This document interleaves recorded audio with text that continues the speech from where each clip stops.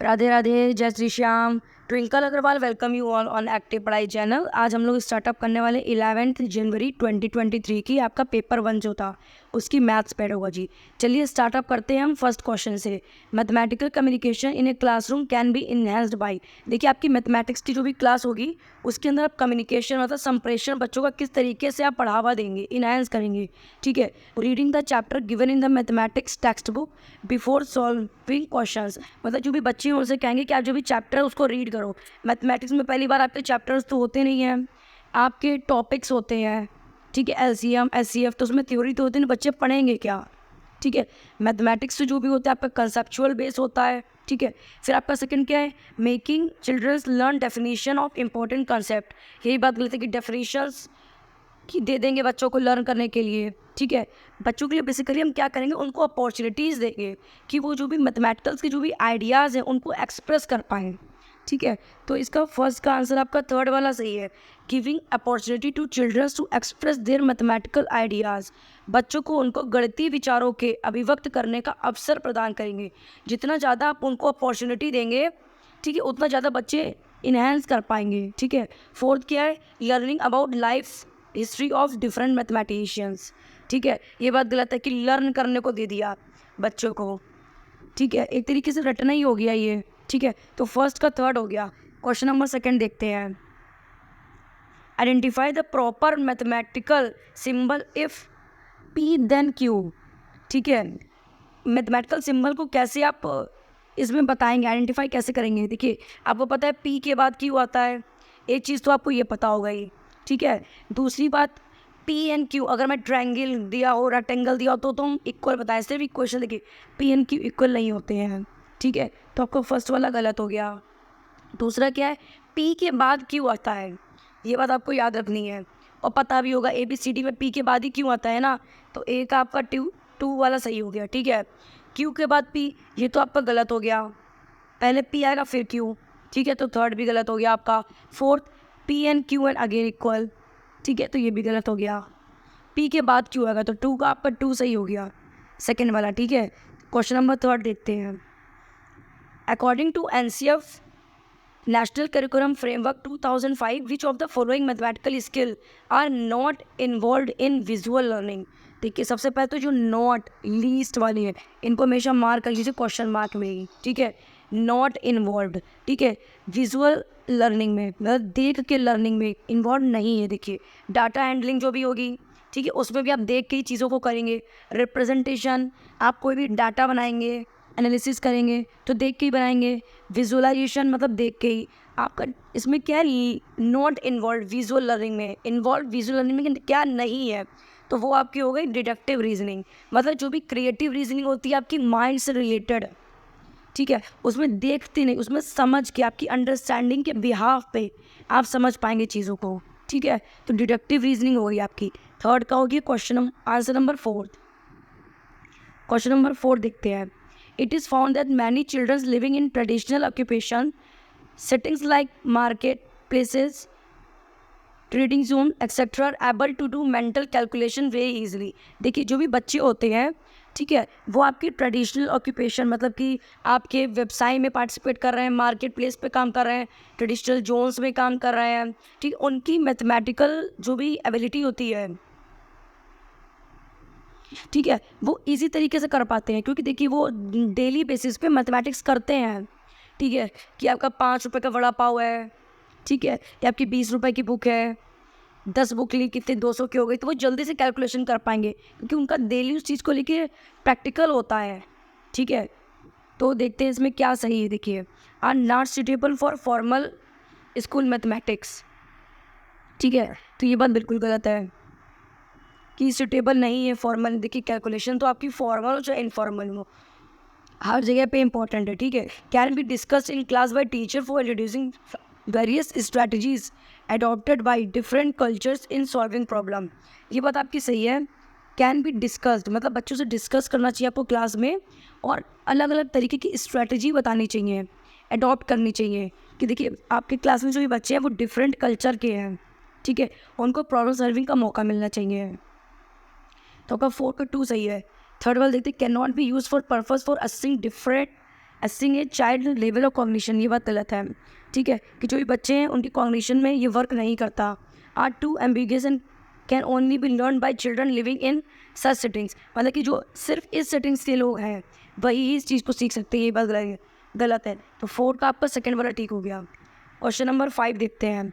According to national curriculum framework 2005 dash must be given least important mathematics at primary level, ठीक है।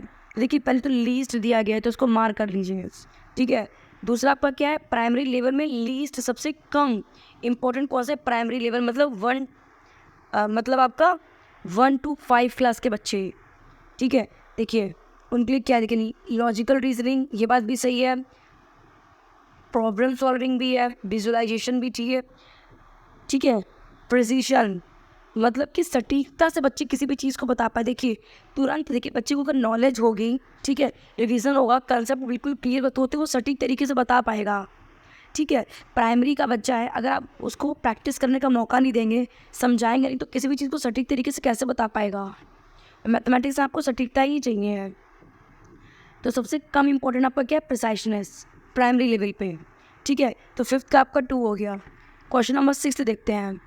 विच of the following statement least related to mathematical modelling, ठीक है। फिर इसमें least आया है मतलब कम, ठीक है। तो चलिए देखते हैं कौन सा कम इम्पोर्टेंट है। An application for mathematics to solve problems in everyday life, देखिए बात बिल्कुल सही है कि जो भी एवरीडे लाइफ होता है, मैं रियल लाइफ से कनेक्ट करके बच्चों को पढ़ा रहे हैं तो समझेगा बच्चा, मैथमेटिक्स में इन्वॉल्व हो पाएगा, बात बिल्कुल ठीक है, ठीक है। फिर क्या आपकी making assumptions and approximation to simplify a problem, ठीक है, ये बात भी सही है कि एजम्पशन बच्चा सरल तरीके से सीख पाएगा, अप्रॉक्सीमेशन सीख पाएगा, ठीक है। Identifying important quantities and using tools and representation to find the relationship, ये बात भी सही है कि कोई भी चीज़ समझा रहे हैं बच्चे को तो कनेक्ट करके चीज़ों को बता रहे हैं तो बच्चा सीख पाएगा, ठीक है। उसके बाद क्या है, using concrete models as teaching learning materials in mathematical classroom, देखिए अगर कंक्रीट है, टच फील कर सकते हैं उसको, ठीक है, तो वो सही। देखिए यहाँ पे उन्होंने गलत दिया है एक आपका, देखिए यहाँ पे कंक्रीट नहीं, यहाँ पे होगा आपका अब्स्ट्रैक्ट,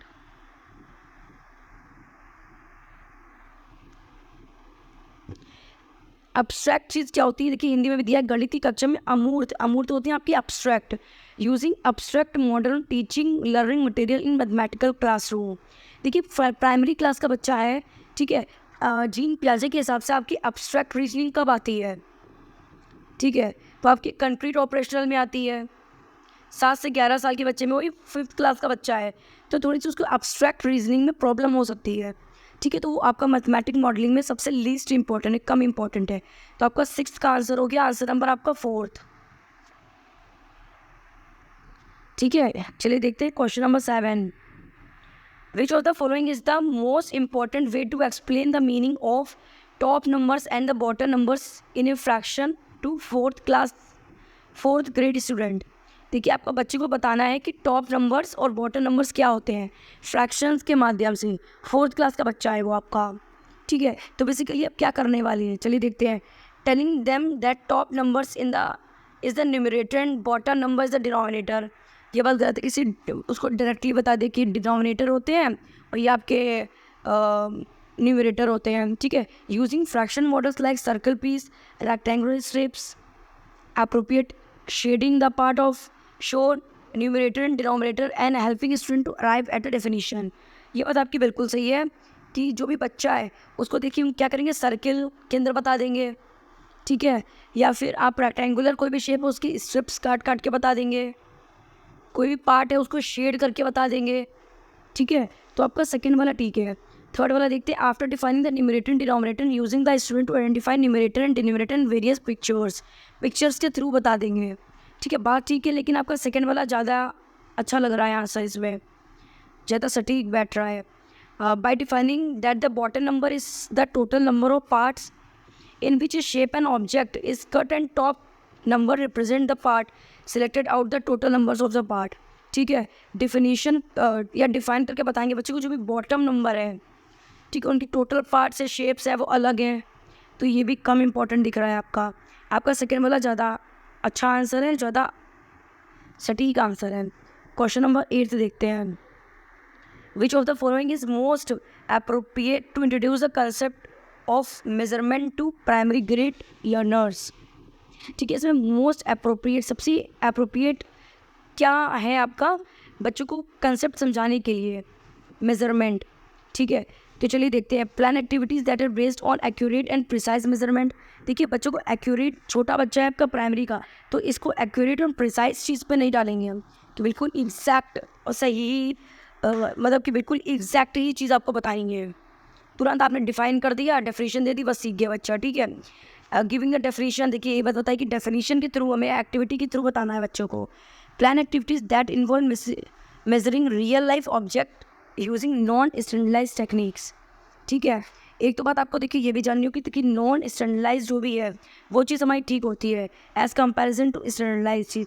स्टैंडर्डाइज चीज़ टेक्निक्स क्या होती है?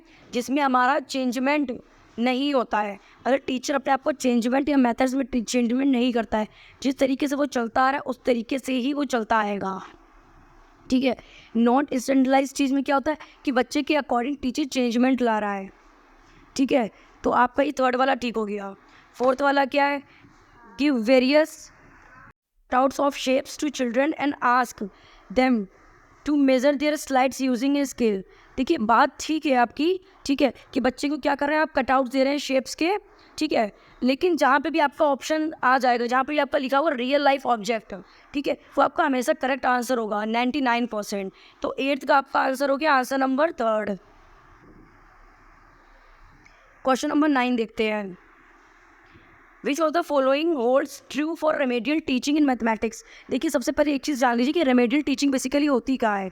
ठीक है, जहाँ पे देखिए कोई भी बच्चा होता है उसको डिफ़िकल्टी हो रही है, प्रॉब्लम हो रही है मैथमेटिक्स में, ठीक है, उसको रेमेडी मतलब जैसे डॉक्टर होता है, जहाँ प्रॉब्लम होती है हमें, ठीक है, तभी तो जब हमारी बीमारी का पता चलेगा तभी तो वो दवाई या मेडिसिन से क्योर दे पाएगा। बच्चे की जब प्रॉब्लम पता चल जाती है, डिफ़िकल्टी लेवल पता चल जाता है, तब हमारी रेमेडियल टीचिंग लगती है कि वहाँ पे क्या करना चाहिए, किस तरीके से बच्चों को समझाना चाहिए जिससे कि वो समझे, उस चीज़ में सही आ पाए। ठीक है, तो चलिए देखते हैं। It helps to identify gifted children in mathematics class. ठीक है, सिर्फ गिफ्टेड बच्चों को ही के लिए हेल्पफुल होगी, ये बात गलत है, हमें सब बच्चों को लेके चलना है। To help children to excel in competitive exams, सिर्फ कम्पिटिटिव एग्जाम्स के लिए ही बच्चों को तैयार करना है, रेमेडियल टीचिंग करानी है नहीं। ठीक है, it is beneficial only for children with special needs. ठीक है, मतलब जो स्पेशल नीड्स के बच्चे उनके लिए ही ठीक है ये, नहीं। It is done for overcome difficulties in learning mathematics, ये बात आपकी बिल्कुल सही है। 9th का 4th, ठीक है, जो भी उनकी ओवरऑल डिफिकल्टीज आ रही हैं, ठीक है, उसी हमें देखना है। क्वेश्चन नंबर 10 देखता है। Which one of the following is the most appropriate and important feature of A mathematics text book eight primary level. ठीक है, सबसे इम्पोर्टेंट और सबसे अप्रोप्रिएट फीचर कौन सा है मैथमेटिक्स टेक्स्ट बुक का प्राइमरी लेवल पे?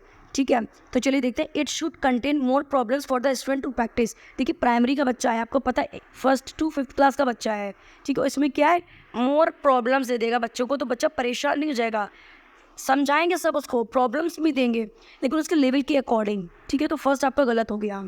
ठीक है, फिर क्या, it should be colourful design and attractive way, बात ठीक है, लेकिन और देखते हैं और बेस्ट आंसर क्या होगा आपका। It should focus on the theoretical concept, सिर्फ थ्योरेटिकल कंसेप्ट में प्रैक्टिकल कंसेप्ट भी लेके चलना है। It should focus more on conceptual examples and activities while reducing the mathematical concepts. ठीक है, ये बात आपकी ठीक है कि जो भी आपकी कंसेप्चुअल एग्जाम्पल्स है या एक्टिविटीज़ है उसके थ्रू हम बच्चे को ज़्यादा समझा सकते हैं। ठीक है, बच्चे को हम पजल देंगे, ठीक है, या फिर हमने रो बना दी, ठीक है, 10 बच्चों की, उनसे कहा कि आप 10 बार बॉल जो भी है थ्रो करो, आप 20 बार थ्रो करो, तो सर सीख रहा है, 10 काउंटिंग सीख रहा है, 12 काउंटिंग सीख रहा है, उसके बीच के नंबर सीख रहा है, 20 काउंटिंग सीख रहा है। ठीक है, एक्टिविटीज़ में हमको बच्चों को इंगेज करना है, वो ज़्यादा सीख पाएगा। ठीक है, 10th का आपका 4th हो गया। क्वेश्चन नंबर 11 देखते हैं। Student performance in A mathematics class is not evaluated in terms of, देखिए नोट दिया गया है, जहाँ पे नोट है सबसे पहले मार्क कर लिया कीजिए। ठीक है, जो भी स्टूडेंट की परफॉर्मेंस है मैथमेटिक्स में, उसमें क्या इन्वॉल्वमेंट क्या आधारित नहीं है। ठीक है, तो चलिए देखते हैं। देखिए सबसे पहले क्या है आपका प्रॉब्लम सॉल्विंग एबिलिटी, ये तो पॉजिटिव वर्ड होता है कि प्रॉब्लम सॉल्विंग एबिलिटी बच्चे की मतलब खुद से चीज़ों को सॉल्व कर पाए। ठीक है, गलत क्या हो गया आपका रोट मेमोराइजेशन। बच्चे को रटाना नहीं है किसी भी चीज़ को, हमें बच्चे को एक्टिव बिल्डर बनाना है, एक्टिव साइंटिस्ट बनाना है कि बच्चा कोई प्रॉब्लम को अपने आप सॉल्व कर पाए। ठीक है, टीचर की हेल्प लगी, ठीक है, लेकिन एक बार वो ट्राई आउट तो करे। ठीक है, लॉजिकल थिंकिंग एबिलिटी ये बात भी सही है, विजुअल एबिलिटी भी। तो आपका 11 का 2 वाला गलत है, रोट मेमोराइजेशन। ठीक है, क्वेश्चन नंबर आपका 12 देखते हैं। Which of the following can be considered as a higher aim of mathematics education at elementary level according to national curriculum framework. देखिए, जो भी आपका हायर लेवल पूछा गया है इसमें, हायर एम क्या है मैथमेटिक्स की एजुकेशन में। ठीक है, एलिमेंट्री लेवल एनसीएफ के अकॉर्डिंग। ठीक है, तो देखिए, टू डेवलप न्यूमेरेसी स्किल, सिर्फ बच्चों के अंदर न्यूमेरेसी स्किल डेवलप करना, सिर्फ न्यूमेरेसी में ओवरऑल बच्चे का मैथमेटिक्स डेवलपमेंट करना है। ठीक है, to child expert in calculation, सिर्फ कैलकुलेशन में नहीं। ठीक है, बच्चे को हमें क्लैरिटी देनी है, क्लैरिटी के साथ समझाना है कि थॉट्स में जो भी उसकी क्लैरिटी आ पाए। ठीक है, लॉजिकल चीज़ों को समझ पाए। ठीक है, डिडक्टिव रीजनिंग उसकी डेवलप हो पाए। ठीक है, तो क्या हुआ, to develop the clarity of thoughts and logical mathematical thinking, ये बात आपकी ठीक है। फोर्थ क्या है, to build skill for competitive exams in future, सिर्फ कंपटीशन में बैठने के लिए नहीं, उसे समझाने के लिए। सिर्फ कंपटीशन में क्या, वो रियल लाइफ से भी कनेक्ट कर पाए, उसका रियल लाइफ में कोई सिचुएशन आ पाए उसको भी वो सॉल्व आउट कर पाए। ठीक है, तो 12 का आंसर हो गया आपका 3rd। क्वेश्चन नंबर 13 देखते हैं। More than 50% student of a class did not learn a topic in mathematics. Which of the following is not an appropriate strategy to help these children in learning the topics? 50% जो भी आपके class के बच्चे हैं, ठीक है, वो किसी भी टॉपिक्स को नहीं लर्न कर पा रहे हैं। ठीक है, देखिए, did not learn A topic in mathematics. Which of the following is not, फिर दिया है नॉट अप्रोप्रिएट, कौन सी स्ट्रैटेजी है वो अप्रोप्रिएट नहीं है इन बच्चों के लिए। ठीक है, तो चलिए देखते हैं फर्स्ट से, repeating the topics with different examples. ये बात सही है कि बच्चे को रिपीटिंग क्या, अगर हम एक टॉपिक का 4 बार 3 बार रिपीटिशन कराएंगे तो बच्चे ज़्यादा सीख पाएगा, बात सही है। Engaging the childrens in group task related to the topics. ठीक है, ये भी बात आपकी ठीक है, बच्चे को इंगेज करेंगे। ठीक है, फिर आपका क्या, asking the children to solve a large number of similar problem related to the topics. बच्चे से कहेंगे कि जो भी एक बार आप टॉपिक कर चुके हैं, सिमिलर प्रॉब्लम को वो फिर से सॉल्व आउट कीजिए, बात ठीक है। लेकिन और आपका 3rd देखते हैं, creating corporative learning situation involving the children who has already learn the topic. ये बात बिल्कुल सही है आपकी, कॉर्पोरेट करके बच्चा सीखेगा। तो आपका लीस्ट इंपॉर्टेंट जो देखा है चारों ऑप्शन में, सबसे लीस्ट इंपॉर्टेंट है आपका 3rd वाला, कि बच्चे से ही कहेंगे कि आप सबसे पहले सॉल्व करो large number of similar questions को या प्रॉब्लम्स को। ठीक है, तो 13 का आपका 3rd वाला हो गया। क्वेश्चन नंबर 14 देखते हैं।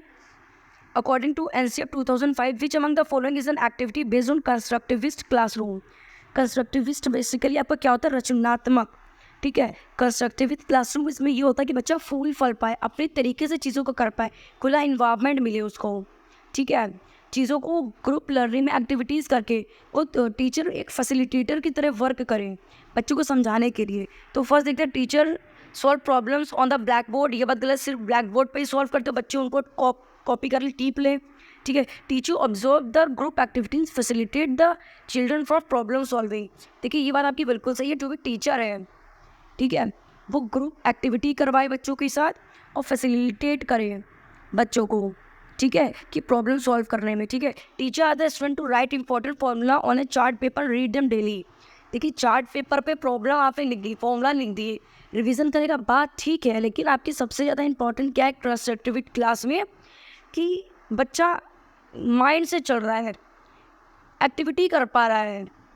ठीक है, और फैसिलिटेट कर पा रहा है, या टीचर फैसिलिटेट कर पा रहा है बच्चे को। ठीक है, फिर क्या है, teacher provide lot of homework दे दिया बच्चों को। ठीक है, तो क्वेश्चन नंबर 14 का हो गया सेकंड वाला। और बेसिकली 4th में क्या है आपका, देखिए कि चार्ट में क्या है, बच्चों को डेली बेसिस पे वो रिवाइज कर रहा है, तो ये बात ठीक है आपकी। अगर रोट मेमोराइजेशन होता, रटता, तो वो चीज़ गलत हो जाती। तो 4th का आपका सेकंड। चलिए 11 जनवरी 2023 का आपका लास्ट क्वेश्चन है 15 पेपर 1 मैथमेटिक्स का। ठीक है, pedagogy. Which of the following is not related to the developing the concept of circle among primary grade learners. ठीक है, देखिए, नॉट रिलेटेड, सबसे पहले इसको मार्क कर लीजिए, नॉट। ठीक है, सर्कल आपको बच्चे को पढ़ाना है तो उसमें क्या रिलेटेड नहीं है, देखिए एक तो क्या है, identifying circular object from the surroundings, बात ठीक है आपकी, ठीक है, कि सर्कुलर जो भी ऑब्जेक्ट होंगे कि उनको आप ढूंढो, ठीक है। ड्राइंग सर्कल्स यूजिंग ए रोप स्टिक सैंड्स, ये बात भी ठीक है। Using A model of A globe in the class, देखिए सर्किल को पढ़ाने के लिए हम ग्लोब बेसिकली इसलिए नहीं है देखते हैं, देखिए जो भी आपका ग्लोब होता है, ठीक है, वो आपका स्पेरिकल इन शेप होता है। सर्किल पढ़ाना है आपको, ग्लोब थोड़ा सा आपका इसमें देखिए तो सर्कल शेप है, आपको बनेगा नहीं यहाँ पे ग्लोब। बेसिकली आपका जो भी ग्लोब होता है, सर्किल आपका क्या होता है 2 डायमेंशनल होता है, ठीक है। ग्लोब आपका होता है 3 डायमेंशनल, इसको मान लेते हैं एक तरीके से कि ग्लोब है, ठीक है। फिर आपका क्या होता है, सर्किल के जो भी सारे पॉइंट्स हैं सेम डिस्टेंस पे होते हैं, और जो आपका ग्लोब होता है वो इक्वी डिस्टेंस भी होता है, may not be mid point, ठीक है। चलिए क्या आपको ज़्यादा डीप में पढ़ाने की ज़रूरत नहीं है इसमें, ठीक है। तो हम ग्लोब का इसमें इस्तेमाल नहीं करेंगे सर्कल पढ़ाने के लिए, क्योंकि ग्लोब हमारा स्पेरिकल इन शेप है, ठीक है। और इसमें क्या tracing circles using some circular objects, ये बात भी ठीक है। तो आपका 15 का इसमें गलत ही पूछा है, तो हमारा गलत कौन सा है, 3rd वाला, वही हमारा सही हुआ, ठीक है। 15 का आपका 3rd वाला आंसर हो गया। अच्छा लगा हो तो लाइक शेयर सब्सक्राइब कर दीजिएगा। Thank you.